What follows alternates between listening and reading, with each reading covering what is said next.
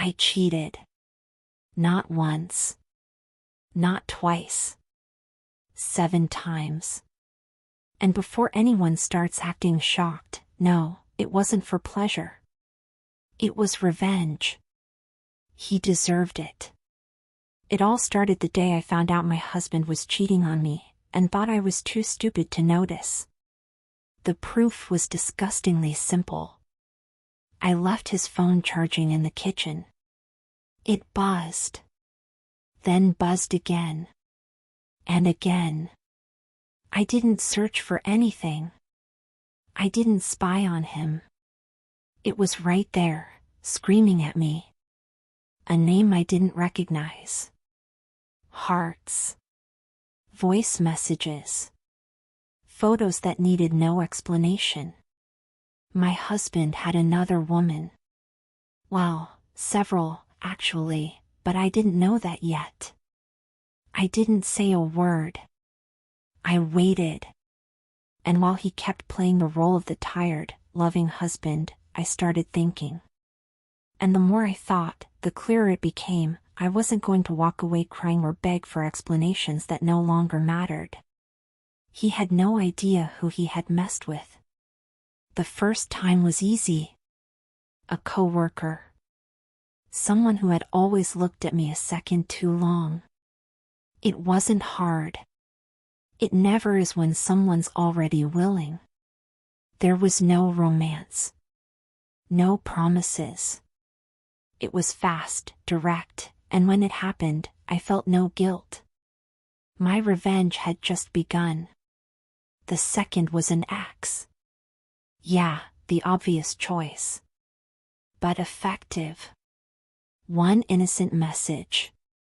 A simple "How have you been?" And that was it. Old memories, laughter, a drink, and me crossing a line I no longer cared about respecting. Meanwhile, my husband was texting me saying he'd be home late.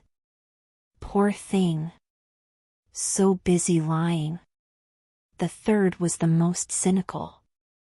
One of his friends. Yeah. The one who came to our house. The one who greeted me with a kiss on the cheek. The one who acted like such a decent guy. It took almost nothing. I did it because I could. Because I wanted to see how far male hypocrisy goes when nobody's watching. The fourth was pure ego. A stranger. A bar. Eye contact. Nothing more.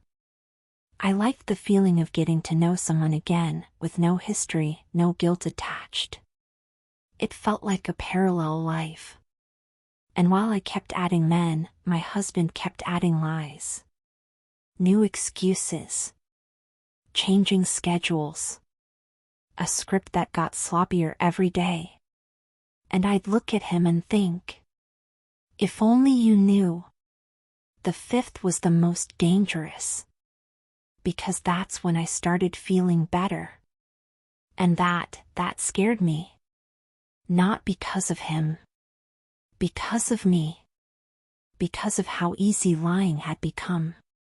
How natural it felt to organize schedules, delete messages, act normal. I wasn't reacting anymore. I was performing normalcy. The sixth was almost automatic. Like it had become part of some sick routine. A married man, of course.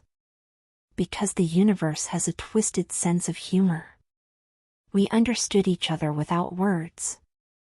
Two people destroying what others thought was untouchable. The seventh. The seventh was the final blow. Not because he was special. But because he was the one who made everything explode. Up until then, my husband suspected nothing. Absolutely nothing. He still believed he was in control. That his cheating was perfectly hidden. That I was the trusting, distracted, predictable wife. But mistakes always catch up with you. And his came when he started getting paranoid. Checking my schedule. Asking too many questions. touching my phone by accident. That's when I knew the game was coming to an end. One night, he came home early. Much earlier. I wasn't alone, but I also wasn't with anyone. I was about to leave. And on his face, I saw something I hadn't seen before. Jealousy. "Where have you been?" he asked. I smiled. "The same place you have," I told him. I told him everything. Precisely. Every lie he told me. Every message. Every absence. Every night he left me alone while he thought he was untouchable. "This wasn't about sex," I said. "It was about taking back the dignity you stole from me." He screamed. He cried.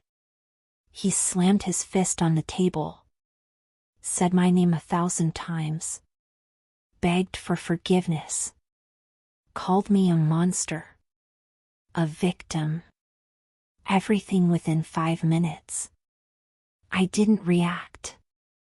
Before I left, I told him the only thing he needed to hear. "You cheated on me because you thought I'd never find out. I cheated on you so you'd never underestimate anyone again." I closed the door. That night, I didn't win. But I didn't lose either. I ended the game. It wasn't impulsive. That's what people struggle to understand the most when they hear my story. They think a cheating woman acts out of desire, emptiness, or weakness. No. I acted out of revenge. When I decided to do it, the first thing I did was something simple: separate worlds. My marriage was one stage. My revenge was another. They never crossed paths, at least not in the beginning. I learned fast. Too fast. I had an old phone hidden in a drawer. I charged it, got a new SIM card, and turned it into my headquarters. No rookie mistakes. No mixed notifications. No traces left behind. Every man's contact was saved with emojis or no name at all. Clear dates. Separate schedules. I wasn't improvising. I was organizing. Meanwhile, at home, I stayed exactly the same. Or even better. More affectionate. More present.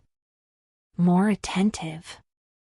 Because there's no better camouflage than playing your role perfectly. The first one was easy. Too easy. I already told that part, but what I didn't explain was how I did it without raising suspicion. There was always a logical excuse. Meetings. Overtime. The gym. Classes. Activities nobody questions when you're a responsible woman. The second was different. That's when I understood the real power of a well-told lie. Don't lie too much. Lie simply. One sentence. One detail. Nothing more. Too much is suspicious. Normality isn't. By the third, I already had a system. I knew exactly how long I could stay out before he started asking questions. I knew which days he was more distracted. I knew when he checked his phone less. I observed my own husband like he was an experiment. And he never noticed. The encounters were quick. No sleepovers. No romantic scenes. Nothing that could create attachment. I wasn't looking for love. I was looking for justice. Every time he lied to me, I felt like I was taking back something he had stolen. And meanwhile, he kept living his double life. I knew it. Because once you learn how to lie, you learn how to recognize lies. Every gesture. Every strange pause. every recycled excuse. I saw everything. The fourth was the internal breaking point. Because that's when I realized something disturbing. I didn't need to think anymore. My body went on autopilot. Get ready. Leave. Come back. Smile. Eat dinner. Sleep next to him. As if nothing had happened. Sleeping beside someone who cheats on you, while you're cheating too, is a strange experience. There's no guilt. There's a silent agreement you make with yourself. A quiet little, "This is temporary." The fifth was the biggest lie of all. Not because of what I did, but because of what I said. To him. To myself. To everyone. I convinced myself I still had complete control.